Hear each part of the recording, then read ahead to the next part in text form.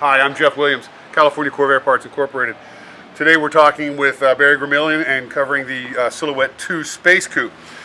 Silhouette 2 Space Coupe was built by Bill Cushenberry, of course, back in the mid-60s, and started off life as a 1961 Chevrolet Corvair. This is a 61 Chevrolet Corvair front cross member.